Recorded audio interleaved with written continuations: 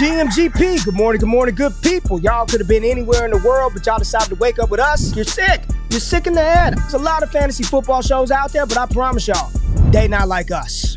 Brock Bowers, you looked a little quicker than fast. What does that even mean? Redraft, dynasty, best ball, high stakes, we got you covered. And that's MVS and Justin Watson with some of the dopest tools designed to help you cancel out the noise and dominate your leagues. If there's a white wide receiver named Antoine, sign me up. Maybe it's cultural. I don't know. In season or off season, rain, sleet, hail, and snow, comma, semicolon, period, next sentence, to bring you the most actionable and entertaining content on YouTube. You don't go buy the dip on the Titanic. Quarterback that you love, D-Bro. One of the best values in fantasy football. Prop bets with my man Jay Rich. Is that yes! Let's go! So wipe the crust out of your eye, get you a cup of coffee. It's time to wake y'all asses up with Ray and Jay in the morning.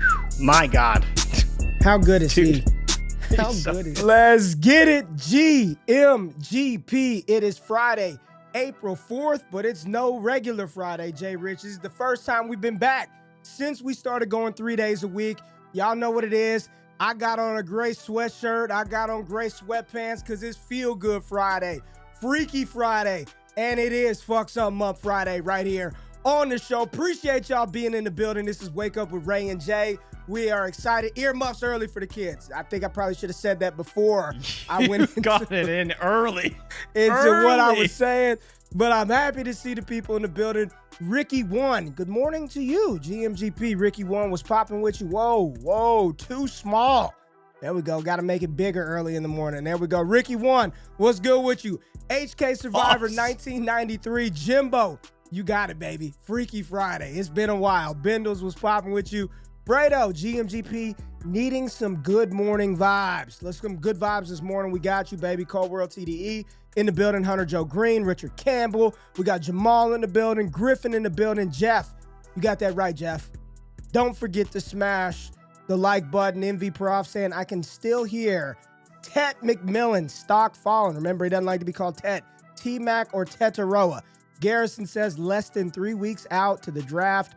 Let's go. Derek Brown in the building. Shout out to my dog D-Bro, Doak Walker, and of course, Jorge from Rhode Island in the building. GMGP to you. Appreciate y'all being in the building. Show some love. Hit the thumbs up button as we go through the stream. Like the channel. If you've never been here before, we have a great time. It's a dope community. Bright and early in the morning, man. People want to have fun. It's too damn early to be getting into deep dive strategy. And it's Friday. Fridays are the day we want to give back to you. So I put an alert out. I asked for questions for the show today. It's going to be mailbag. We got some dope questions that we're going to talk about, some players. But Jay Rich, I got to get you in the building first and foremost. How are you this Friday, my friend? How's it going, Jay? I'm good, man. I'm good. Yeah, it's, everyone wants some good news and positivity on Friday. Probably don't look at the stock market if that's the case, unless you have a lot of money. But, yeah, man, it's been a good day. Those tariffs. What if you've got a little bit of money in the stock market? Should you look then? Definitely don't look then. Definitely don't look, because if you don't have a lot, then you're probably not ready for those kinds of swings. But if you got money, now is a very good time to buy. I may do some during the show. We'll see. I'll tell you something, man. It's been a long time, Jay. Probably, God, man. You probably were a kid during this era. You were a kid, like a young child during this era. But having two young sons of my own now, they're of the age where they are locked in to WWE. I'm all in, Jay. I want to talk about damn WrestleMania narratives right now. I mean, you're talking about the draft is a couple of weeks away. WrestleMania is 2 weeks away. I can't wait, Jay. I'm very much in. Wrestling has hooked old GQ back in. Might be talking about some Jey Uso, some Gunther on the show. Do you know any of those? Do you know any of that? No, I've never been into wrestling at any point in my life. Yeah, really? It just wasn't for me. Yeah. Man, it was for those that know, like the late 90s, early 2000s wrestling era, that combined with Mark McGuire and Sammy, so just an incredible era of roid sports. It was just like peak sports entertainment on TV, and some of the shit that they used to get away with probably would never fly today. But Jay, we got news. We've got questions from the people. And we may take a look at Field Yates' mock that he dropped a couple of days ago. Some interesting landing spots, some And at this point, it's not even about trying to predict where the players are going to land, but talking about the outcomes if, in fact, the draft plays out one way or another. It's so unpredictable right now. Every other day, this is happening, that's not happening. But let's hit some of the big news that popped off yesterday with one of the, or is the highest paid player at his position in NFL history, Trey McBeast. J. Rich, Trey McBride. What was the deal? What did he sign for? And how long have I been talking about this tight end for? Yeah, you've been talking about Trey McBride, honestly, feels like from the very beginning. You're one of the early adopters. You said Trey McBride could be a phenomenal force in Arizona. He did get his extension, 4 years, $76 million. Seeing that come across the timeline and seeing biggest contract in NFL history for a tight end was an interesting thing to see, but great for McBride. I mean, coming off I think he still finished the season with 0 touchdowns, right? But he had I think he scored at the end. He got one week. He got it at the buzzer, week 18. Yeah, it was a Let's buzzer go, beater. Trey. Yeah. But yeah, man, everything he does on the field, even as a blocker, he's still pretty capable, but a great receiver, can be a number 2 in any offense. $76 million really is nothing. And, you kind of posed the question early on, like, well, if you really have a great tight end, like a Trey McBride, a Travis Kelce in his prime, who Kelsey's never made this much money before, $43 million guaranteed for McBride as well, 19 mil on average. Are you really going to pay a wide receiver 2 upwards of 25, 30 million potentially? Or would you rather pay Trey McBride 20 million and save yourself the 10? Well, it was a question that I posed when I saw the details of the contract come out. And then annual value, I believe he would be like the 23rd, 22nd highest paid wide receiver. Yet he's producing more than half of the damn wide receivers in the league, and some of them that have been paid a lot of money. So my question to you, and when I first saw this, was if I believe one of these tight ends here in 2025 was of the impact-changing caliber of a Trey McBride, of a Brock Bowers, Sam Laporte. I'm not saying they are Brock, but you get what I'm saying. An impactful tight end that can be deployed as your team's primary option. I would draft Colston Loveland and Tyler. I'd draft them high and I wouldn't think twice. If you truly have the conviction that they can be a different McBride, what he did this year rivals what Devontae Smith has done in his best season, minus the touchdowns, absent the TDs, 111 receptions, 1,200 receiving yards, and you're paying them like a wide receiver too. I would have no qualm drafting one of those tight ends sky high, Jay. Yeah, it's crazy, right? So you brought up the AAV, so I pulled up the numbers. He would fall right at 21 between Christian Kirk and Mike Evans, oddly enough. But, players ahead of him, Stephon Diggs in New England, a bit of an overpay because of the team. Devontae Adams on the Rams, Chris Godwin, Terry McLaurin, Calvin Ridley. Michael Pittman is a great comparison because he got his extension fairly recently, and production-wise, like, would you rather have Trey McBride or Michael Pittman? They're a little bit more similar than I think people realize, but when you get higher than that, you're getting into Devontae Smith, Nico Collins, DJ Moore, and then obviously the very, very high end after that. But I mean, he's probably better than Jerry Jeudy, Cortland Sutton, Cooper Kupp, Khalil Shakur. Darnell Mooney's interesting because he was very good for his contract, and then he is higher paid than Jerry Jeudy, Deebo Samuel, and I already mentioned Christian Kirk. So how do you feel about that, kind of hearing where he falls between those players? He's a pretty good player, and I think he is better than some of the guys he's paid more than, but he's probably better than some of the guys he's paid a little bit less than as well. What do you think about old Derek Brown? D-Bro in the chat. Laporta's going to reset this. You think Sam Laporta's going to get more than McBride? Honestly, Ray, how much do you think that Detroit values Laporta? Laporta's a great tight end, but it doesn't feel like they utilize him the ways they should. Like, why wouldn't they just trade him away like they did with Hawkinson and let someone else pay him? Like, they literally just did this with TJ Hawkinson a few years ago. It's a good point. I don't know. Maybe he'll reset the market. If he resets it, I don't think it's going to be because he doesn't really have the production, right? Well, I don't think it will be because he's so much better than Trey McBride, but that's just what happens, right? When one player becomes the highest paid, the agent of the next tight end that's available, or the next position player, they're going to aim to one up the contract that was placed before them. So I don't think D-Bro's out of pocket with this one. I don't think Laporta's better than Trey McBride personally. I think he's a better talent, but he hasn't actually shown it on the field. Right? Like I understand what D-Bro's getting at. He's saying that Laporta's the better player. Okay, that's fine if you think that, but the numbers don't really dictate that. Like, he plays in a much better offense, and he's done arguably less So it's like, how can you say he's the better player when you get to the negotiation table, right? Like, how can you say that he deserves to be paid more than Trey McBride? Where's McBride? Does this change how you feel about McBride and his outlook moving forward? Where would you rank him amongst the pantheon of tight ends in the NFL right now? Bowers, Laporta, Hawkinson, McBride, Kelsey, Mark Andrews, George Kittle. Where would you prioritize or place Trey McBride amongst the young studs or some of the old vets? I think you'd probably have him in the top 4 pretty easily. Somewhere in there. Yeah, Bowers, the only thing he doesn't have is touchdowns. Kittle. But I'll always bet on a player who's getting 150 targets, 111 receptions, 1,146 yards. Yeah, he only scored 2 touchdowns. But like, again, you're going to follow the volume always, because when he actually hits that big season, he has 100 receptions. Like, that's going to be a monster season for a tight end. It just kind of depends on what you prefer, whether you prefer a Laporta who has, I think in his career, 15 touchdowns overall, and Trey McBride only has 6 with another season. But it's just the way that you can I just tell you where I would have him? I'd much rather take McBride. Can I tell you where I would have him personally? Tight end 2. But behind Bowers? This is nothing new for old GQ. I've been the biggest Trey McBride truther since before it became cool to be a Trey McBride truther. I think he's an incredible tight end.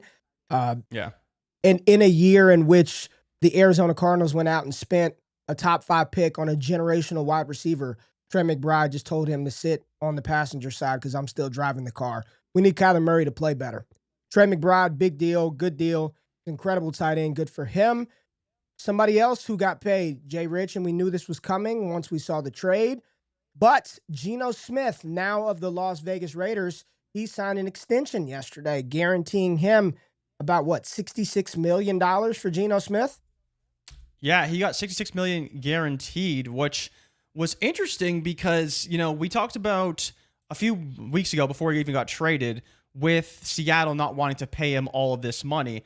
And so I was curious about what the contract was, and it looks like it's going to be until 2028 when he'll be a free agent. So he actually has 3 years on this deal with 2 guaranteed and maybe a rollover from the previous deal as well that he's going to be taking on. Spotrac hasn't updated it, but yeah, 2 years, $75 million, $66 million guaranteed, which is interesting because Sam Darnold's contract was a 3-year, $100 million deal or close to it, with only 1 year guaranteed, right? So you're basically looking at Geno and saying he basically got Sam Darnold's deal with an additional year guaranteed, and maybe that's the difference that Seattle kind of saw. But when they traded for him, you kind of knew he was going to get extended. But the question for you, Ray, is 2 years guaranteed. Does this stop the Raiders from drafting a quarterback at all in this draft class? I don't think it does. I asked our Bleacher Report content creator, our coworker, Mo. Mo didn't even respond to me. I'm like, damn, Mo, I thought we were better than this. My initial thought was this knocks them completely out. They gave him the money, but everybody from the Raiders camp was like, this was expected. We knew this was coming. But it's still like, once it happens, you're like, dude, would they really draft a quarterback at 6, a.k.a. Shedeur Sanders? I don't think so. I don't think you can. I don't think so. That's my answer. I don't think they can take him. Do you think they could take a developmental Milroe in the second round, maybe? I think it makes even more sense for them to take a swing on whomever that next crop of quarterback is, whether it's Milroe or Shuck or Ewers or whomever it is that the Raiders deem necessary. I think in the second or third round, absolutely you'd be crazy not to take a swing on a developmental guy because, look, you know what Geno Smith is, and you probably have some sort of expectation and hope for what he can become, and you know exactly what you have in Aiden O'Connell. So, hell yeah, take a swing on a Jalen, Milroe, whomever in the second or third round. If I were the Raiders, I would not draft Milroe that high. I believe they picked 37th, 38th overall in the second round. It would need to be a little later than that. But a late day 2 pick on a quarterback, hell yeah, I've got no problem with it whatsoever, Jay. None. Yeah, Vegas has 37, but they also have 68, which we know that high third round has been a spot for quarterbacks in the past, right? That second, third tier of quarterback usually go early third round, so that could be a spot right around 68 that they could take him. But yeah, I'm kind of with you. Those 2 years guaranteed basically tells us he's going to be the QB this year and next year. And then with that, they're probably not going to take a quarterback too high, but it wouldn't completely rule them out at all because while they have Aiden O'Connell, they didn't draft him, and maybe they don't really view him potentially as a developmental guy or long-term, at which point they could draft a player like Milroe or any of those guys that kind of fall. Think about this comment here from Ricky One. Kyler needs to play better. Any chance Arizona looks at Sanders if he falls, or any other QBs for that matter? I haven't heard anybody talk about I don't think the Cardinals are in any position to draft a quarterback, especially high at this stage. Kyler, I think, is still 3 years guaranteed in his deal, at least 2 years guaranteed. So he's guaranteed for 3 more seasons.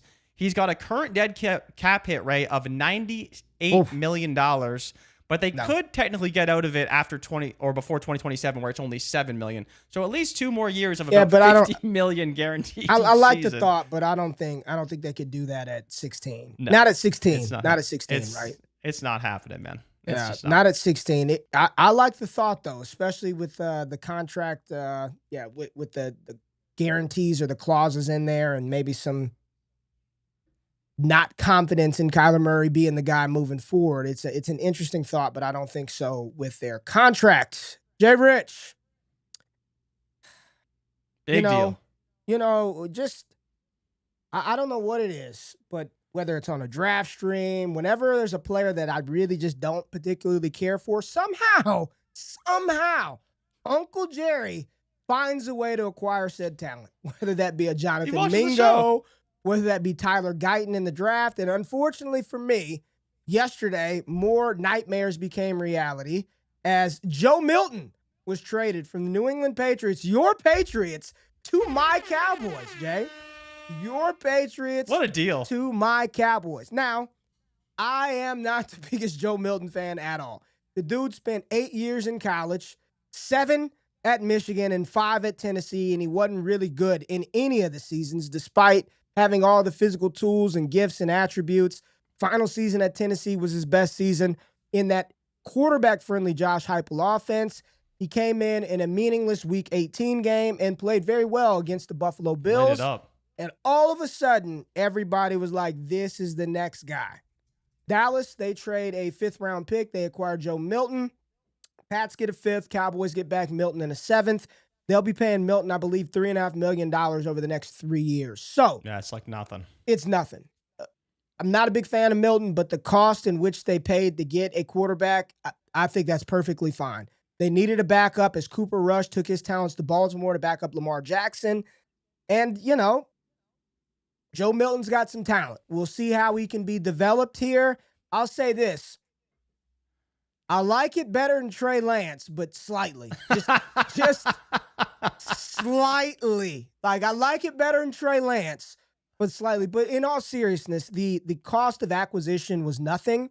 What they're going to have to pay Joe Milton is nothing, and I do prefer this over swinging a 4th-round pick on Quinn Ewers in the draft. So what are your thoughts on Joe Milton being traded? And a lot of Pats fans did not like the compensation they got back. Thought they should have gotten back a 3rd-round pick, potentially a 2nd-rounder for Joe Milton, which was never going to happen in any world. Yeah, I mean, some Pats fans can be a little delusional, me included at times. But yeah, getting just about anything for Joe Milton, considering they drafted him in, I believe, the 7th round. But you just said, not a big fan of Joe Milton. Well, Ray, are you a fan of 29 or 22 for 29, 75%, 241 yards and a touchdown? You a fan of that? Is Trey Lance doing that against an NFL defense? I didn't like Trey Lance. I didn't like Trey Lance. Don't think he's doing that either. No picks for Joe Milton against the Buffalo Bills?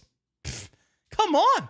As soon as Dak Prescott gets hurt, if not this season, next season, Joe Milton's going to come in there. He's going to light it up. He's going to take over your town. And you know why that makes me happy, Ray? So I don't have to hear about whether Joe Milton should be starting over Drake May anymore. Over Drake May. Now he can focus on just playing quarterback, and all the BS is all gone.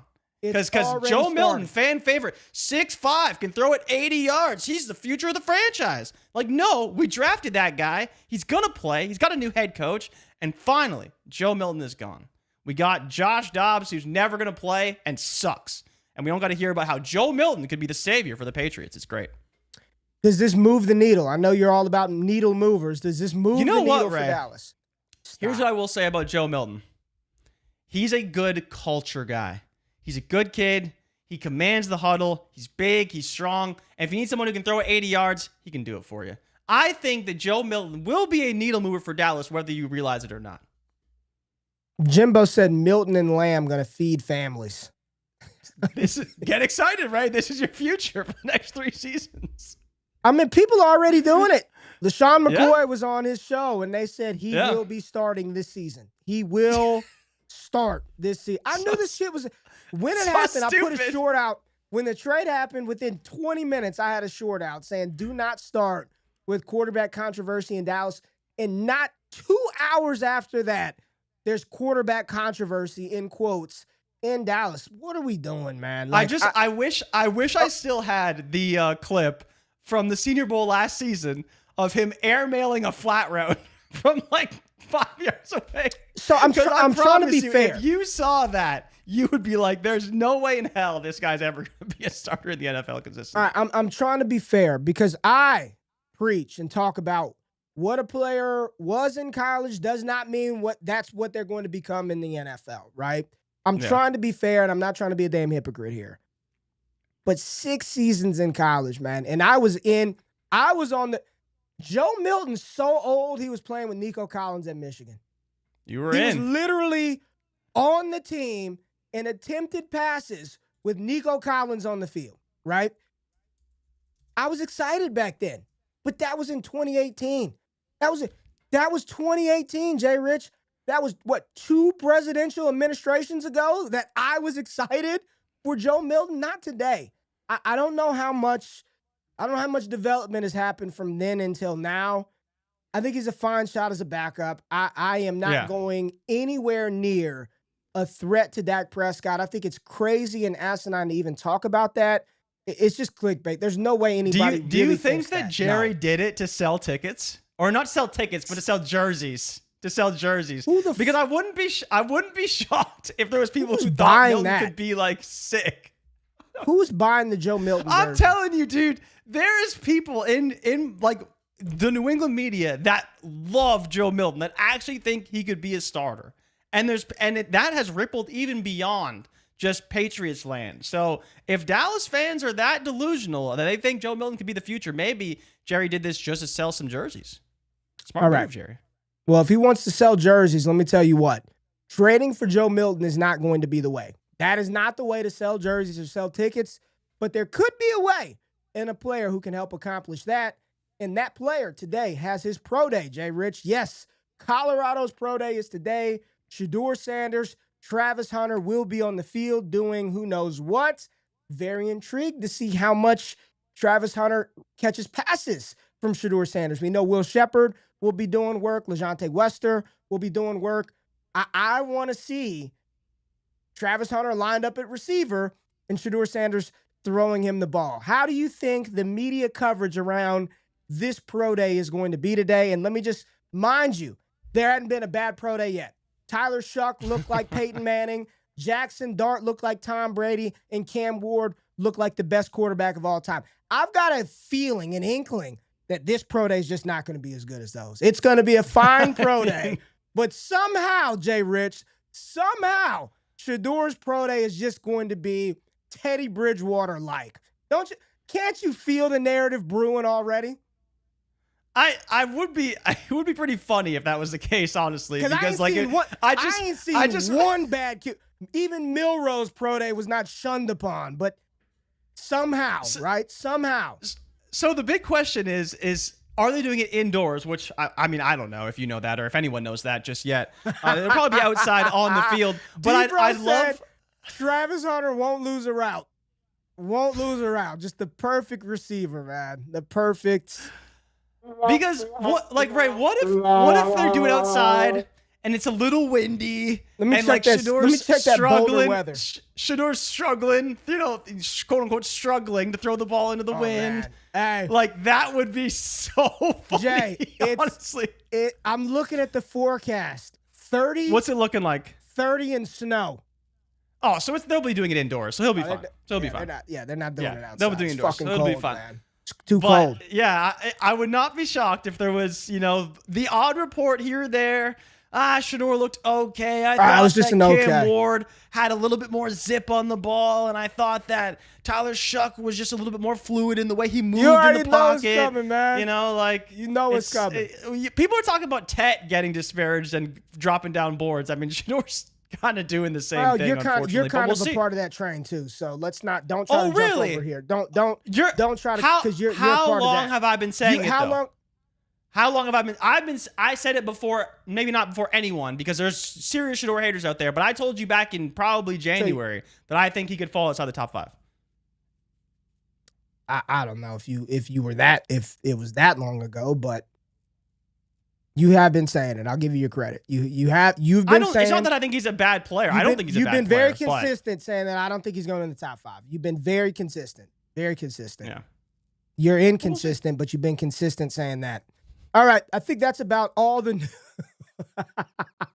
that's about all the news we have, Jay. But we did call for some mailbag questions from the people. So let's get in a couple before we go on break. Let's get in a couple on this one right here. Let's pull it up. This is from our man Bendels at Bendels90, and you see Garrett Wilson on the screen.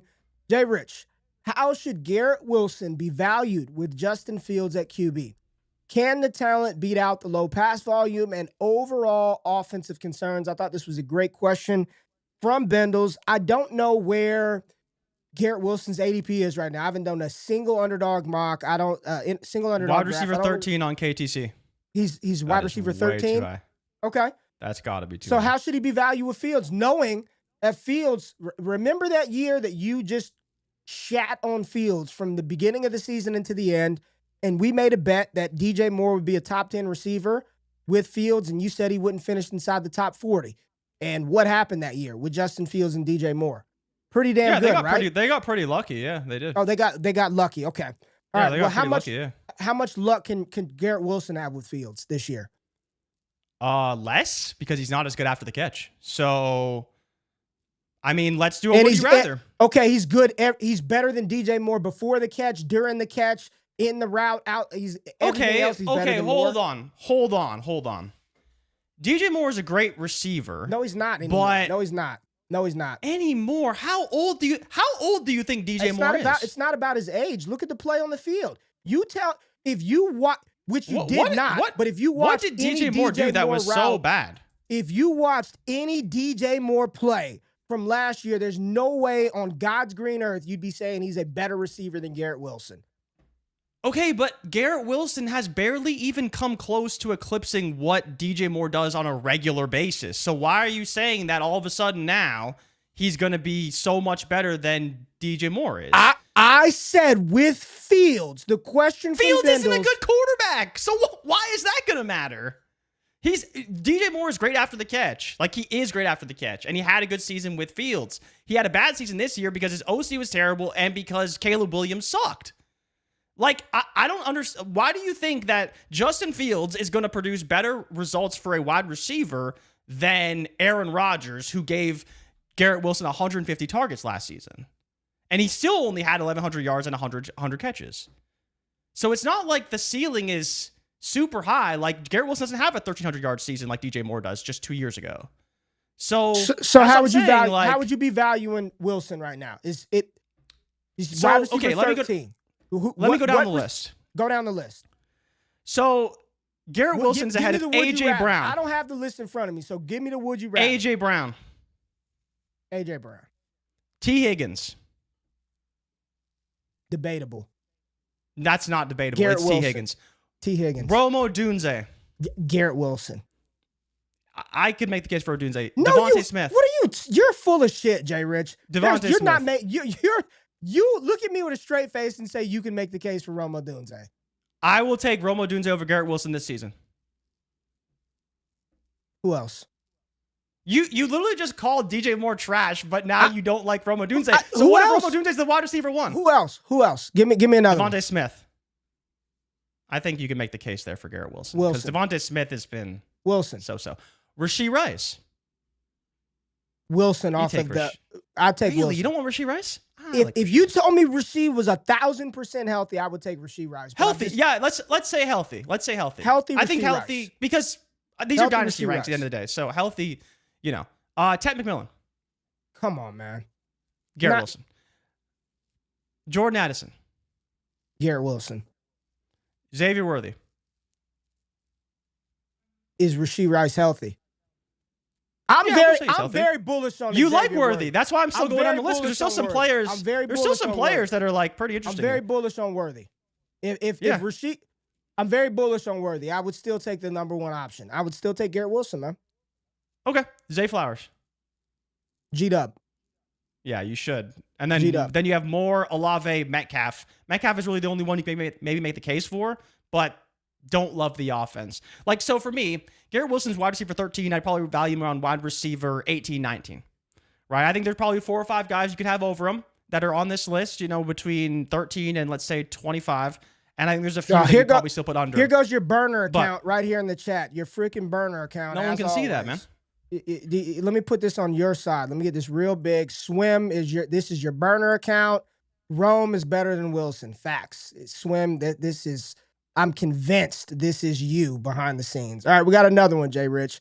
We've got another one. Jay Rich does not like that Garrett Wilson. There it is. It just doesn't like Wilson. No, it's just he's a good receiver, but he's never shown to be as good as we think his talent is. He had Zach Wilson for 2 seasons. What did DJ Moore have for like the first 5 years of his career? And he still had 1,000 yards almost every season. All right. Here's one from @life_Noel. Does the running back talent in this class end up with more RBs taken early or push RBs deeper down the draft? This is a really good question. And depending on which mock draft you watch or which mock draft you look at, some of them you see 1 running back in round 1. Some of them you see 3. I'm looking through my grades. I've graded probably 30-something running backs. I'm opening up my thing right now just so I can pull it up. And I'm just looking down this list, dude. Right? I'm going to just give you a couple of names. You've got the Genties, the Hamptons, the Judkins. Matter of fact, I mean, just look at the sheer volume of RBs that I don't want to share the wrong screen. Let me make sure, why? Look at the sheer number of just running backs, Jay Rich, that are why would you? You know what I mean? Like, yeah. I don't think you have to take them early. And because of that, Jay, I don't know what's going to happen. I really think there's 1 first-round running back come draft night, and it's going to be Ashton Genty. I don't think Hampton's going in round 1. I don't believe Hendrickson's going in round 1. And it's not because I don't believe that those talents are not round 1 worthy, but when I can get Montrell Johnson, Trevor Etienne, Jaden Blue, Devin Neal, LaQuint Allen, all in day 3, it's like, I think these guys are going to be pushed down the board. I don't think Scadaboo and company are going round 2. I think round 3, maybe mid round 2, late round 2, early round 3 and beyond is where you see a bulk of the backs go. What about you? I think that the cop-out answer is that we don't know. And it's not because there won't be running backs drafted, but I think the easiest comparable to at least look at and say what happened in that draft is actually 2017. And it's not that I think it'll be as good as 2017, but when you look at that draft class as a whole, you see really good running backs kind of all throughout the draft, and then there's still some bad ones mixed in. So you may be excited that there's, 5 or 6 drafted in round 3, but maybe only 2 of them are good, and it's some of the 6th rounders and 5th rounders that end up being good for fantasy and producing on the field. So I think the biggest thing here for me is just to diversify as much as you can, because you're going to want pieces of all these guys when you have a draft class that's this talented. You don't want to only say, okay, my cutoff is the 3rd round because I want guys that were at least drafted in the 3rd round. Because if anything 2017 told you, it's there will be talents throughout the entire draft class. And so I don't necessarily think there's going to be a situation where there's players that are pushed down because there's such an abundance. I still think they're going to be drafted all throughout the draft.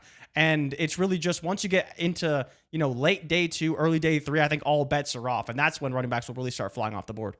I've got Judkins graded just on the film pre-draft as RB3. That D-Bro hates that. He texted me the other day and he told me that I was out of my mind. We got to chop it up. He told me I was out of my mind for having that Judkins rated that high.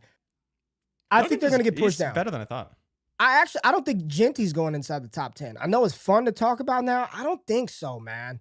Really? I just think the ideal landing spots for him are in the top 10. So you'd need like a top 10 team to kind of trade down. But maybe I'm wrong. Because it has nothing to do with the talent of the players. There's just so many of them. You could put them in a Yahtzee cup, shake them up, give me 2, and I'll probably be happy. Honestly, would you be happy if your Patriots had R.J. Harvey and Brashard Smith? Yes. Hell yeah. If they got Quinshawn Judkins and Trevor Etienne? Yes. If they took Damian Martinez and Donovan Edwards in the 7th round? Probably. Like, it's just a great class where I think you just don't have to force it early. It's going to be fun and interesting to kind of see all that stuff play out. All right, we're halfway through the show. Y'all got to hit the like button, run it up, subscribe to the channel if you're new here. And keep those comments coming as we will debunk Jay Rich's bogus Garrett Wilson take before we get out of here. Let's go to the break.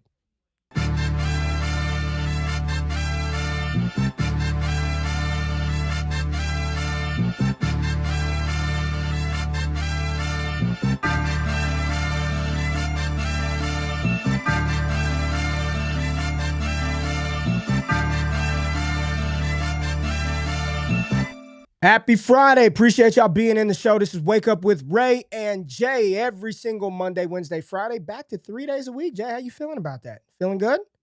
It's been good so far. No complaints. It's been good. Not bad. People have been good to us. A little tired. You got to prep a little bit more, but it's not bad. We appreciate y'all being here. Hit the thumbs up button, like the stream, subscribe to the channel. Check out all of our fantasy content on the DDFFB, DD Fantasy Football channel. A lot of stuff going up. Ty Claire and Gabe crushing the trade show, Dynasty Theory, Mannequin Chill with Scott and Shane. Just a lot of dope conversations around just fantasy football and how these players are going to interact with those teams. Make sure you subscribe to the podcast feed and check us out on Bleacher Report. We were live yesterday. Our RB tiers, league winners, weekly winners, and volume kings. Every single Thursday, Jay, Rich, and I are on Bleacher Report doing NFL Daily, 7 p.m. Eastern Standard Time. So go run up the streams on Bleacher Report. Just subscribe to their YouTube channel, or the playlist is literally here on this channel, Ray Garvin. There's a Bleacher Report playlist with all of our stuff over there. So if you want more content, you can get it. You can have it, Jay. There was a comment here, Jay Rich, and we get on you a little bit, but you gotta put myself on blast. The Freak says he's been a little scared of those Ray GQ ranks since Isaiah Spiller. Hey, man, shit was 3 years ago, baby. You got to move on.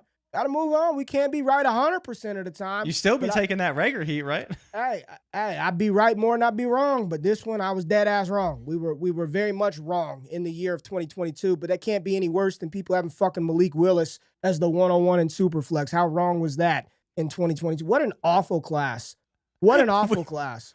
We rode that hype train all the way to the very end. Remember that Malik Willis helped that man, that homeless man at the Senior Bowl? One-on-one. No way Dan Campbell would pass on him. Thank God he did. All right, Jay. Let's continue the comments. We have one right here from Robertson Kyle 4. What are your most intriguing team draft decisions and or prospect landing spots you're most interested to see play out in the draft? You see a picture right here of the Heisman Trophy winner, Travis Hunter. For me, Jay, you can call it an easy button, a cop-out answer.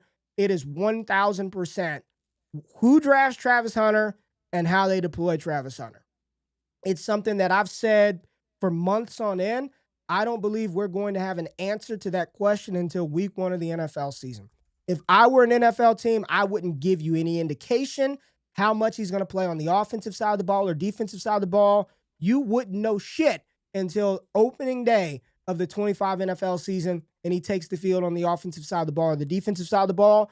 And the fact that there are so many that the teams inside the top 5 have all had differing opinions on his position at the next level, whether that be the Titans, the Browns, the Giants. For me, it's Travis Hunter, most intriguing draft prospect, landing spot I want to see play out. So it's funny because as you're kind of talking, going through things, I was doing a bit of research, and my answer upon the question was the Saints. I think the Saints are probably one of the teams that need to draft and hit on a pick here in the first round, but I also know there's a lot of ways they could go with that selection. And so one of the things I did want to see before you kind of finish your part there was I wanted to see if they had the draft props out, and they do, Ray, and I've been waiting for these numbers for a long time. Oh, because I've been saying for a while, so Ashton Genty right now is at 9.5, but he is heavily juiced to the under at -205. But you know the number I've been looking for is Shedeur Sanders, because I wanted to see if I could get a 4.5 or a 5.5 on Sanders, but he is all the way at 8.5 right now with some juice to the over, Ray. Your boy may be sliding down boards, but the reason why I brought up the Saints is because I do think there's a world where they're the team that ultimately drafts Sanders at 9. They stay put. Maybe they're going to go with Jahad Campbell, the linebacker out of Alabama, or maybe they go to the cornerback position, which I think they could desperately use. Maybe wide receiver as well if Tech continues to slide. But Sanders could end at 8.5 going 9 to the Saints, and that to me is so intriguing. But the Saints are probably one of my pivot points. I think they could trade up. I think they could trade down. There's a lot of things they could do, and I think there's a lot of positional needs that fit that range as to where they stand right now. I could see it with Kellen Moore. New head coach, new regime. I absolutely can see it. I think the Saints are an interesting team, and that is the mock draft landing spot where I've literally seen every position. Everything. Ted McMillan, Tyler Warren, Shamar Stewart, Shedeur Sanders, Ashton Genty. I've seen a tackle. I've seen Jahad Can I give you Campbell, another one? linebacker, Will Johnson. I've seen every position mocked to New Orleans, which lets me know nobody has a damn clue what they're going to do come draft time. What else you got? Jackson Dart, 24.5, under -180. We talked about it on Wednesday when we did the mock draft, and I talked about how there's a lot of juice towards 3 QBs in the first round. Jackson Dart would be the third quarterback, more likely than not. If there's a fourth, it'd probably be, I mean, it could be anybody, honestly. But Jackson Dart, right, 24.5. That's the Vikings pick. Juice to the under. That puts the Steelers in range. That's pretty much it. He's Maybe go Seattle in range. He's going to go in the first 18. round. And then, of course, the team's at the top as well. But it seems like he's going the first round for sure. He's going to go in the first. I think he should. I think Jackson Dart is a really good quarterback, Jay. I like Jackson Dart. It's no homerism because he played at USC. I think he's fine. He's worth a shot. Absolutely. Absolutely. Yeah. I like Jackson Dart. And then Hampton's also at 19.5. So he's trending towards being a first rounder as well, which we haven't seen in every mock. There's a lot of clips floating out about that Hampton. I was looking last night and they were talking about how stiff he was in those combine drills compared to Brees Hall. A lot of anti-Hampton. A lot of anti-Hampton takes out there right now, Jay Rich. Here goes one that you will really enjoy right here. Appreciate you, Robertson Kyle 4. When we're gonna do this every single Friday, so we'll put the alert out on X or comment here. Like we wanna engage. This show is for the people. So we got another one right here. You'll love this one, Jay. From Lakers, who starts first, Milton or Milroe? Talking about Alabama quarterback Jalen Milroe, projected to go somewhere on day 2. You know, Joe Milton is in Dallas backing up Dak Prescott. This question is just very simple, Jay. Who starts first, Joe Milton or who's the other guy? Jalen Milroe. 2 J's and M's. So the hard part for me, right, and here's where history's not going to be too kind to Joe Milton. When Dak Prescott gets injured and misses, let's say 5 games is what it looks like in his sample, he has played the entire season the following season.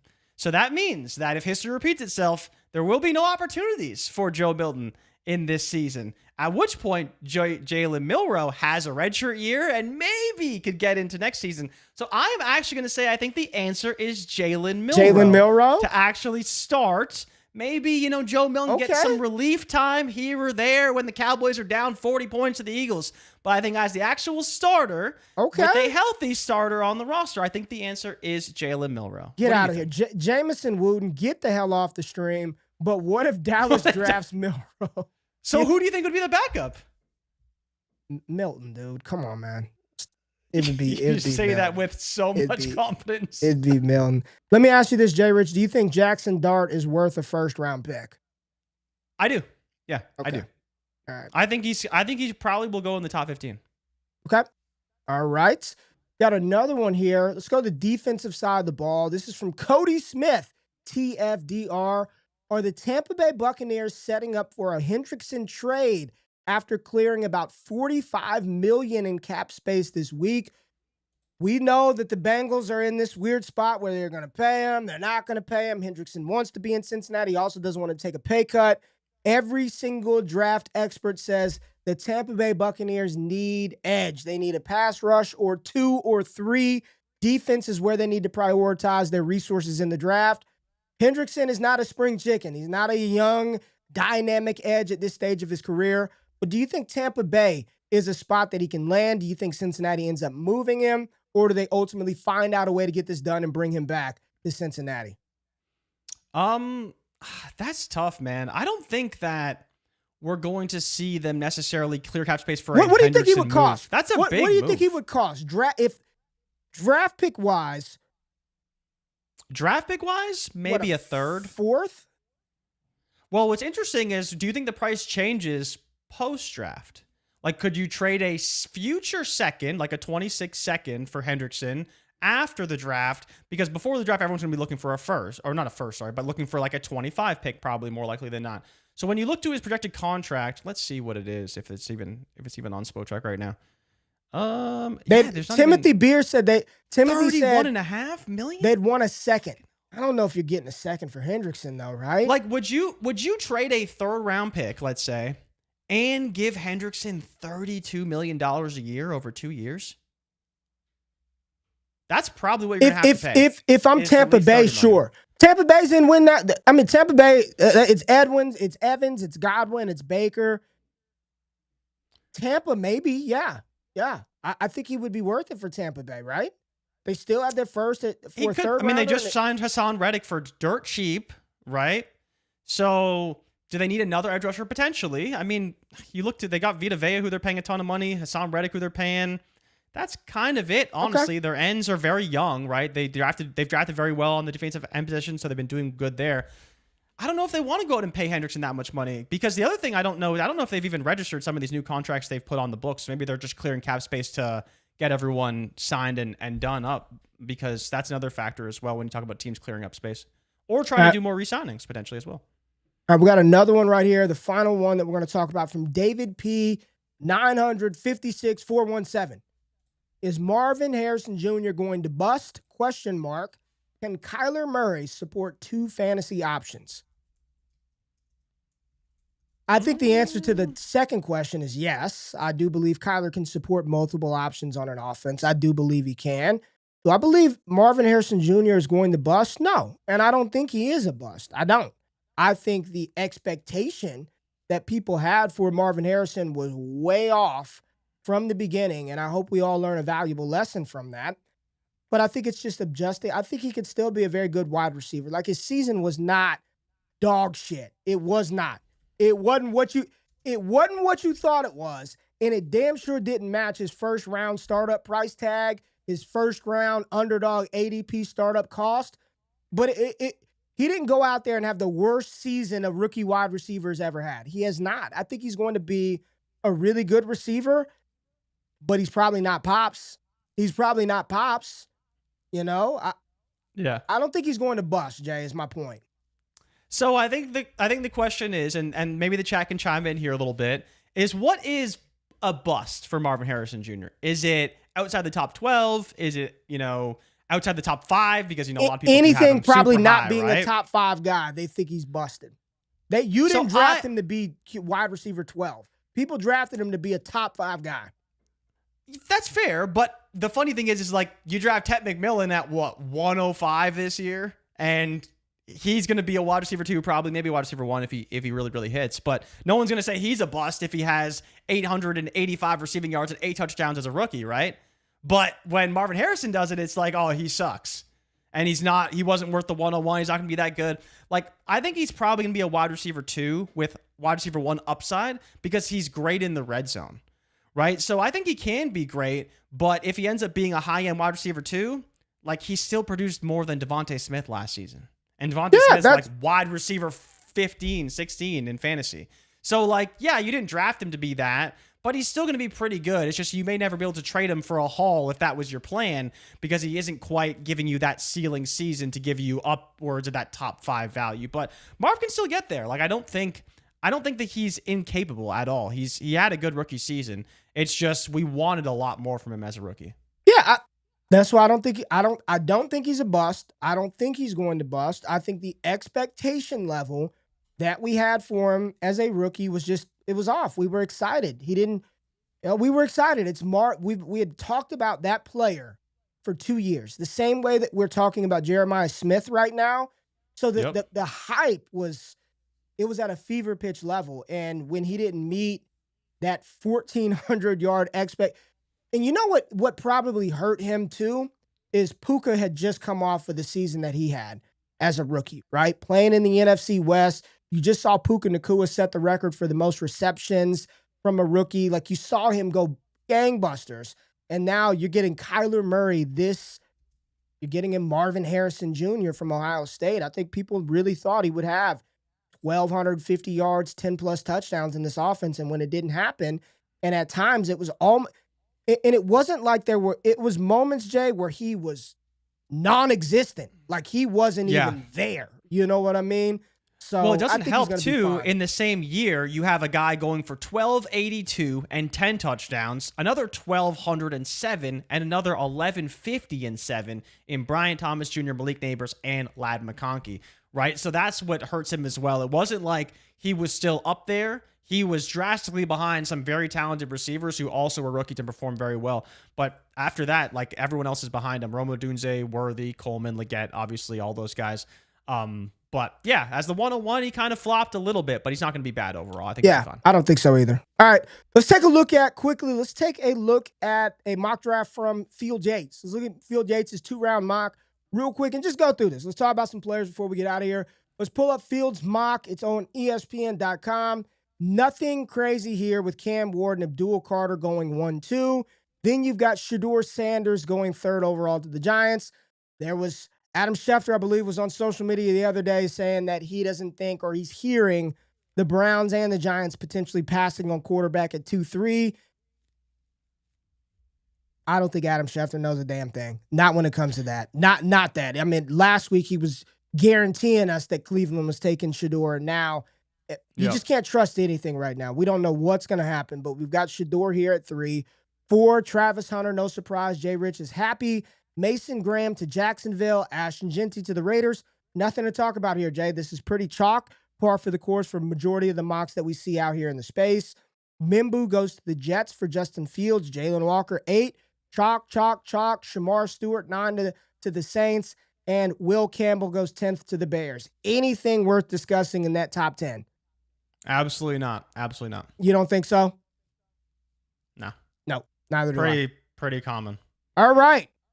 That's a bit of a shocker, though. Okay. Nolan at 11. You want to speak about Nolan in San Francisco? I mean, I thought they'd go O-line. How long have I said I think he's a top 15 player? I think he's a top 15 player. I legitimately do, man. You have, yeah.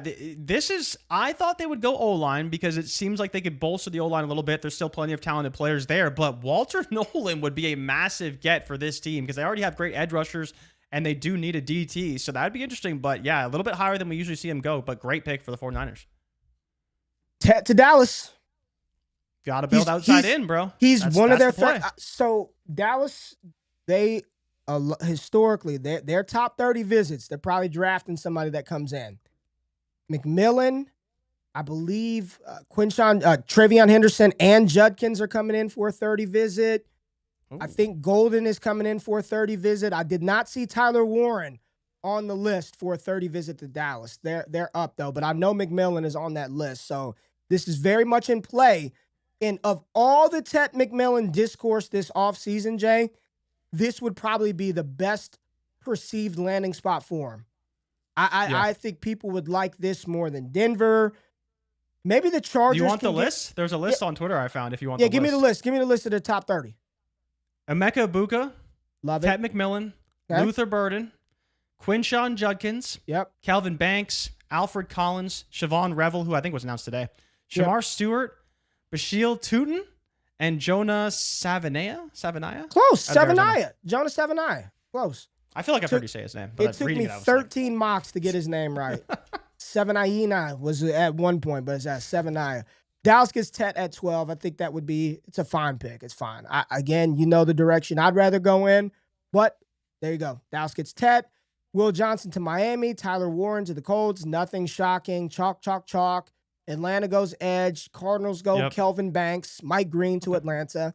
Cardinals take Kelvin Banks. Cincinnati takes Gray Zabel. Somebody in my comments just absolutely ripped my pick of Gray Zabel to the Houstons. He's too developmental. He's not that good. FCS. Small school prospect. FCS. He's a 4th round pick.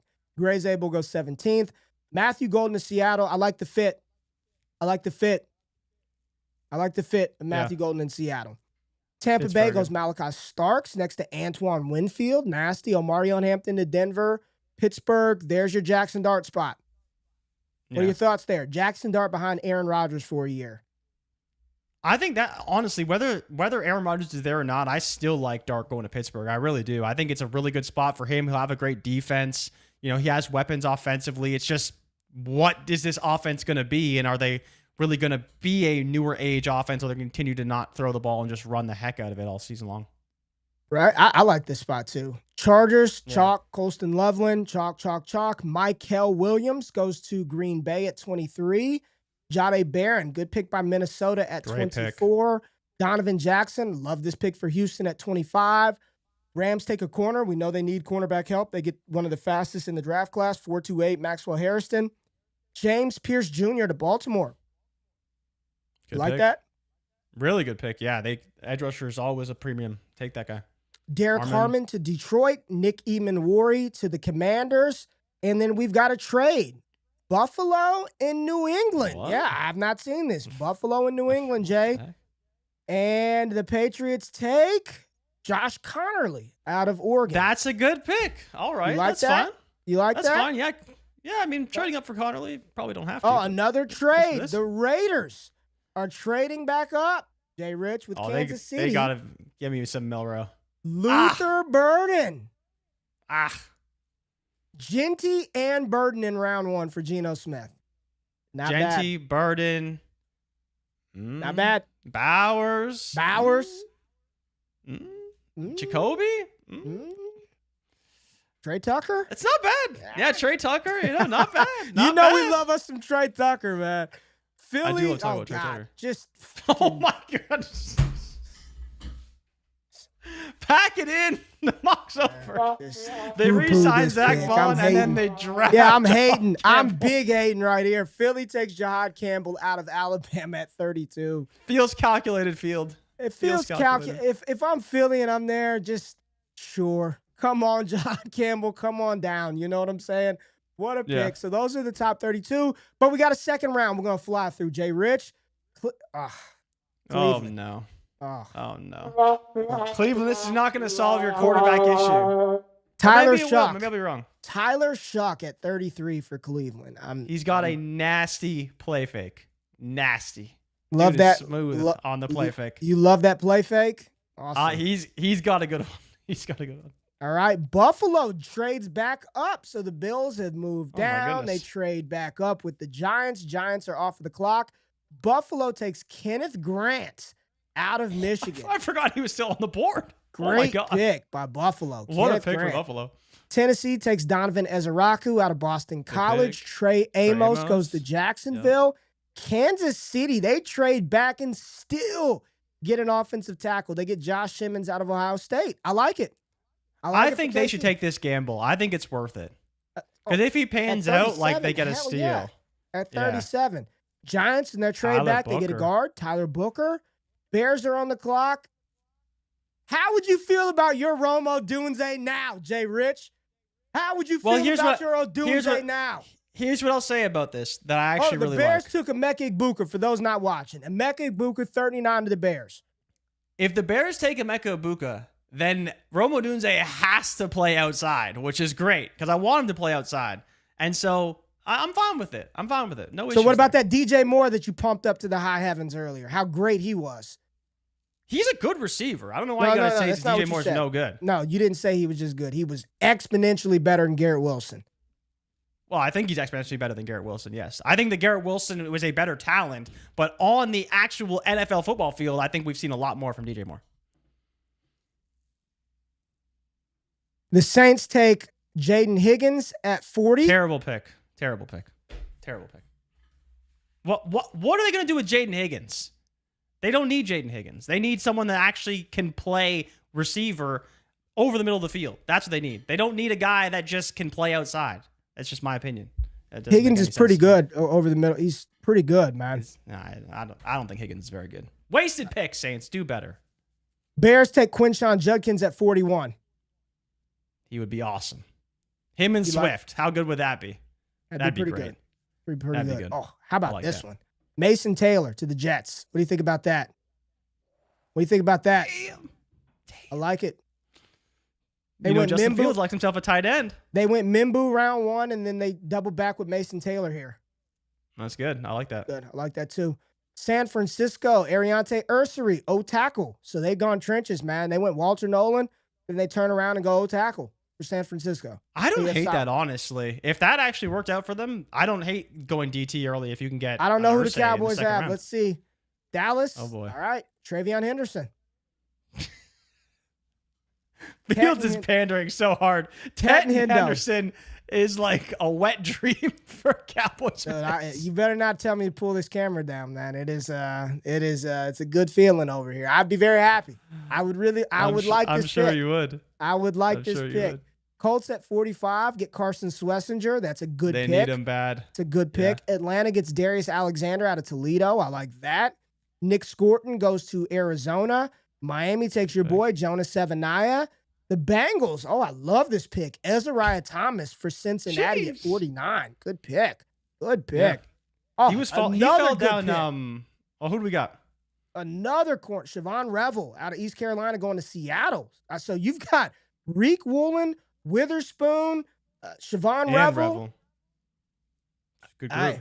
And they're saying, listen, Devontae Adams, Sean McVay, y'all ain't throwing all over the field on us, right? You ain't throwing the ball. Mike McDonald building up that defense. They still, just for Seattle faithful, they still have yet to address the interior of their team at all. They went Matthew Golden round 1, Siobhan Revel round 2, building from the outside in.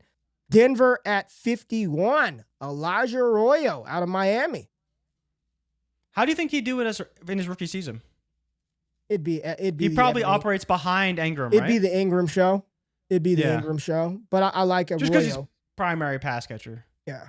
Seattle, there we go. Finally trenches for Seattle. Jared Wilson, center out of Georgia. So there you go. Got an interior player. Tampa Bay, Ben Morrison, cornerback out of Notre Dame. Injured, but very good. Green Bay goes Jack Besh out of TCU. I actually like this for Jordan Love. He would bring a physical element to that wide receiver. He'd have that dog in the wide receiver room. A player that can actually go up and get it when Jordan Love just chucks up an air ball. Like, just throws it deep and betches down there somewhere. Like, he can actually get it. And Field said he might not be the wide receiver one that Green Bay needs, but he could make an impact on this offense. I agree with that analysis right there with Jack Besh in Green Bay. The Chargers, Elick Ale-Manor. I'm indifferent on him. Do you think he fits with Ladd, though? Yeah, I haven't heard a damn thing about him at all.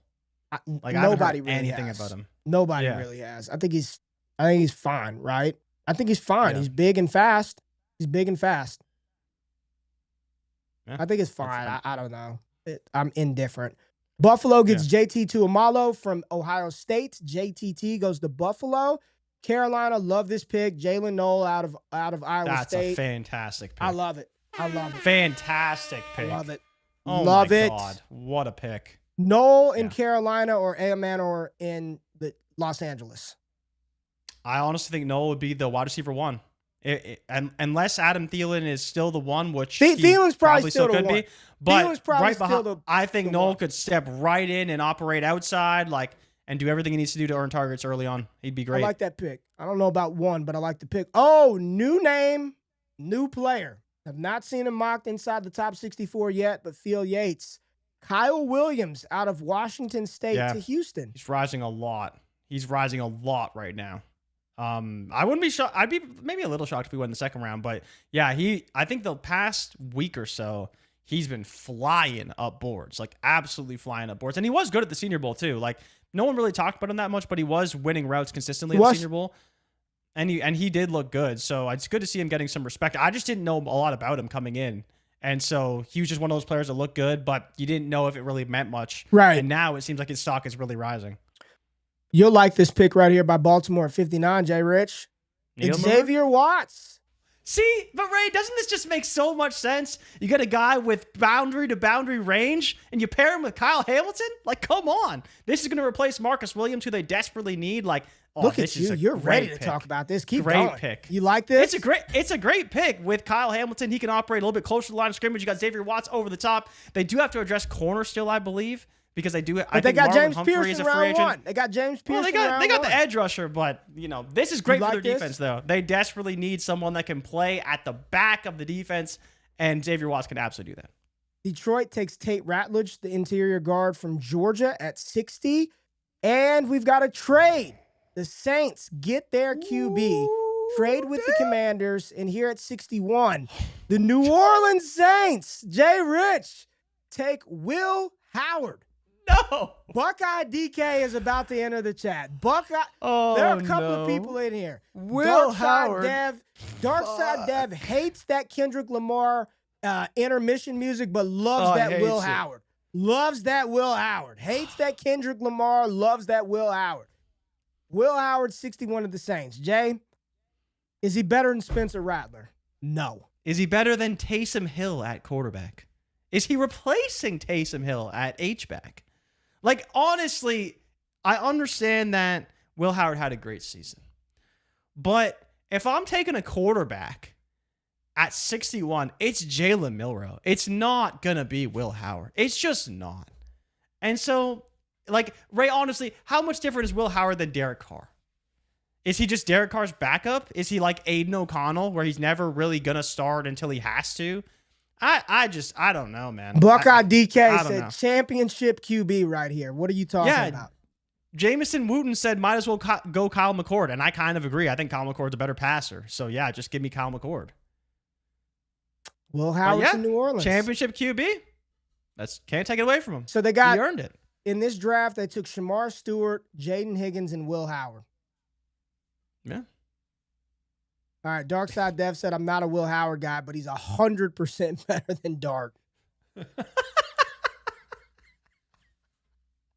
right, let's move. He's not a Will Howard guy, but he's 100% better. That means he's anti that Dart. Doesn't want that Dart. That is something. I like that. Buffalo takes Jacob Parrish, cornerback out of Kansas State. The Chiefs at 63 take Landon Jackson out of Arkansas. Okay. And let's see what Philly does at 64, just for the Alfred Collins. Great pick. Great big defensive tackle out of Texas. Alfred Collins goes to Philadelphia. So they're just loading up on defense. Those are 2 rounds. That was the fastest we've gone through a damn mock draft ever on the show, but I just wanted to talk about some of these new names. Jay Rich, man. I'm not a Joe Milton guy, but he's 100% better than Dak. You gotta love it, man. That's about how it sounded. Freaking love it. Jay Rich. All right, Rich, we had a super chat from Deshaun Lawson. Appreciate you, Deshaun. Field got Jihad sliding because of his shoulder. What do y'all think of that? I rock with y'all, by the way. Enjoy the weekend, fellas. Appreciate you. I did hear that he's got to have the shoulder surgery. I don't think he's falling to 32. I'll just say, I don't think he's falling to 32. Surprised. It's still 3 weeks away. And if he did start to slide that far, I do think somebody would jump up for Jihad Campbell. That would be a gift from the football gods for Philly to just sit at 32 and get him. I don't think when it's all said and done that he'll be sliding. And in my final mock, I will not have him going that far down. He'll be inside that top 20, top 25 range. Jihad Campbell, good player. But Jay, we had to fact check you. We're gonna start fact checking you because you spread a lot of fake news on the show sometimes. Okay. Yeah, that's my role, right? Isn't it? And it's not you. Okay. You're in relation to Garrett Wilson never getting 1,000 yards. He's had 3 1,000-yard seasons, Jay Rich. And Zach. No, I know that he's had 1,000-yard seasons. Let me finish it. Well, you must not have known. He just said Moore still has almost 1,000 yards every year. Wilson has never been below 1,000 yards. What do you have to say? So my point is while people are talking about Garrett Wilson like he's this elite receiver compared to DJ Moore, apparently, like they've done essentially the same thing. But with DJ Moore, we've actually seen a higher end outcome for him than we have for Garrett Wilson. But people are talking about quarterback play, like DJ Moore has had quarterbacks at any stretch of his career outside of Cam Newton when he was basically out of the league at that point. And then he had Justin Fields, who apparently, according to people, is this great quarterback, even though he can't get a contract. I don't think anybody said he was great. And his own team dumped him. I don't think anybody. Zach Wilson wasn't great? Okay, cool. But you still had Aaron Rodgers, and you didn't do any better with Aaron Rodgers than you did with Zach Wilson. Who said he was great? Nobody in this chat said he was great. You're creating that. Nobody said he was great. He's wide receiver 13 right now in Dynasty. So clearly people think he's great because he's drafted really high. But he does the same thing every year. He disappoints. He's done it 3 straight seasons. So he's probably going to do it again, right? Because he's got Justin Fields at quarterback. I've never seen somebody dig their heels in the sand. I love Garrett Wilson, but at some point we have to say, like, this is who he is. He's an 1,100-yard receiver, and he's probably going to see 150 targets again. Like, I don't understand why people think that he's going to be so much better with a worse quarterback. Like, Ray, please tell me that Slasher says Twitter thinks Justin Fields is elite. Well, I mean, Twitter thinks Justin Fields is like the greatest quarterback ever. They thought Trey Lance was great too. But it's just that my whole thing is like, okay, Justin Fields is quarterback. Awesome. Like, DJ Moore did it. Cool. But like, Garrett Wilson, DJ Moore, not the same player. And I think DJ Moore's yak ability drastically helped him with a quarterback like Justin Fields. Because there was a lot of plays that he broke and made a big play out of as well. Right? Garrett Wilson's probably not going to do that. You got some love here. Jeff says Wilson is so overhyped. He continues to be. Right? I think he's a great receiver, but like, what was he last year? Like wide receiver 8? Because he had Aaron Rodgers, and what did he do? He did the same thing he did with Zach Wilson. It was the same. What about this one all from Jameson? I'm not a Justin Fields guy, but he's 100% better than Aaron Rodgers. Is that fair or unfair? If you want to think that, that's fine. I wouldn't say that necessarily, because that just seems a little crazy. But if you think he's better than Aaron Rodgers, so be it. That's all right. Last one. I think we've already answered this one. Jeff said, "Who would you rather in PPR Dynasty, Odunze or Garrett Wilson?" Jay Rich has already said Odunze outscores Garrett Wilson. I think that Odunze has a wider range of outcomes, but I would rather bet on the wider range of outcomes than what I think Garrett Wilson is going to do. Hit the music. It's just a ceiling bet. That's all. I'm not a ceiling bet. I didn't say you were right or wrong. I'm just asking questions, Jay. I'm just asking questions. Appreciate y'all. You can't stand that Fields, man. But why do people think he's a good quarterback? He's not a good quarterback. That is the one. That is a pain point for you. Anything? Why do people think he's so good? He's never thrown for more than 17 touchdowns before. I don't think anybody thinks he's so good, but he was good with DJ Moore. Like, he made DJ Moore good. Did he not? Oh, he made DJ Moore good. Yeah, okay, sure. Well, they were good that's together. Probable. Is that true or fake? Am I making that up, or were they not good together? They were a match made in heaven, Ray. Okay, so why can't that happen with Garrett Wilson this year? Because Garrett Wilson and DJ Moore are two different players. Say it. Don't cop out now. So now they're just two different players? Which player's better? They are two different players. Which player's DJ better? Moore is a superior player. Appreciate y'all pulling up to the show this Friday on Wake Up. 3 days a week, 9 a.m. Eastern Standard Time. We will be back next Monday. I want to hear it in the comments. I want to hear it because I just don't understand where people are coming from with this Justin Fields is this great quarterback. No, who's going to make Garrett Wilson a better receiver than he's already been. Like, just why do people think that? You keep saying that people think he's great. Nobody said he was great. All we've said is that the year he and Moore played together. Yes, season. 1 year. Every other year, who cares? I can't make them play more years together. Okay, but if they were so good, then why did they dump them? Because they don't play fantasy football. They don't play. Shit. Yeah, forgot about that. My bad. All right, man. Yeah. This dude. Appreciate y'all pulling up. Hit the thumbs up button. Like the content. Check out everything on DDFFB. Join the community on Patreon or on the website, ddfantasyfootball.com. Jay, I love you, baby. We'll be back next Monday with more stuff to talk about. Y'all have a fantastic weekend, and we'll see y'all soon. We out. Peace.